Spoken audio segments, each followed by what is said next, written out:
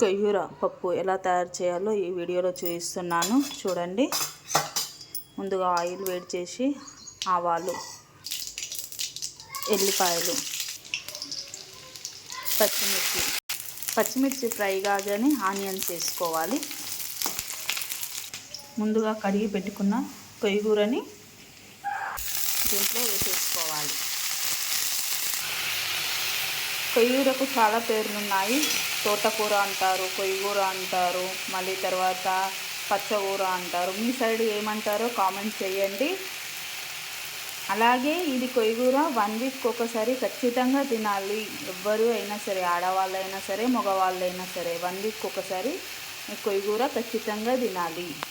కొయ్యూర ఇలా ఫ్రై అయిన తర్వాత పెసరపప్పు వేసుకోవాలి. ఇలా పెసరపప్పుని మంచిగా ఫ్రై చేయాలి. ఫ్రై చేసిన తర్వాత పసుపు వేయాలి, సాల్ట్ వేయాలి. సాల్ట్ వేయగానే దీంట్లో వాటర్ వస్తాయి కదా, వాటర్ తోటి మంచిగా ఫ్రై అవుతుంది ఈ కర్రీ. ఇలా కలర్ చేంజ్ కాగానే మంచిగా ఫ్రై అయిన తర్వాత కొన్ని వాటర్ పోసుకోవాలి. వాటర్ యాడ్ చేయాలి. ఎక్కువ యాడ్ చేయొద్దు, కొంచెం తక్కువనే యాడ్ చేసుకోవాలి అంతే. ఈ వాటర్ మొత్తము ఇనికిపోవాలి. ఇనికిపోగానే కర్రీ కంప్లీట్. కొయ్యూర పెసరపప్పు రెడీ.